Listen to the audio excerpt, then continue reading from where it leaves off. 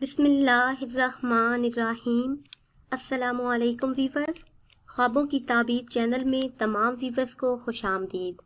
رمضان کا مہینہ جو کہ بڑی برکتوں اور عظمتوں والا مہینہ ہے، اس ماہ مبارک کی عظمت کا اندازہ اس بات سے لگایا جا سکتا ہے کہ قرآن کریم کا نزول اسی پاک مہینے میں ہوا۔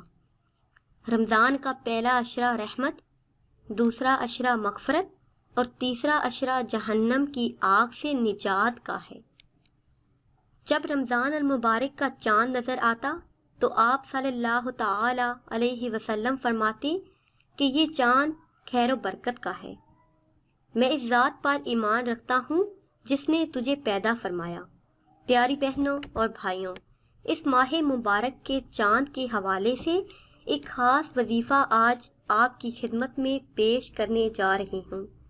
یہ وظیفہ آپ اپنی کسی بھی حاجت کے لیے کر سکتے ہیں، چاہے وہ حاجت آپ کے گھر یا کاروبار کے متعلق ہو، چاہے وہ حاجت آپ کی شادی یا رزق کے متعلق ہو۔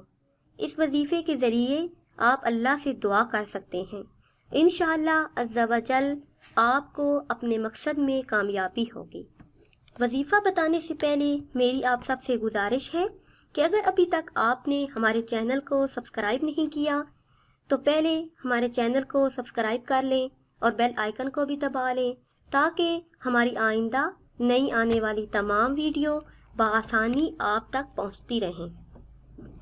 وظیفہ آپ کو بتاتے ہیں کہ جب رمضان المبارک کا چاند نظر آ جائے تو آپ نے 11 مرتبہ درود پاک پڑھنا ہے۔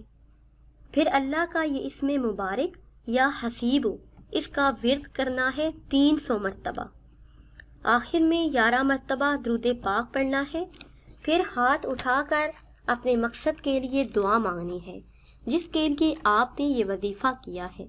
اس ماہ مبارک کا وسیلہ دے کر اللہ سے دعا مانگیں تو انشاءاللہ ضرور پوری ہوگی۔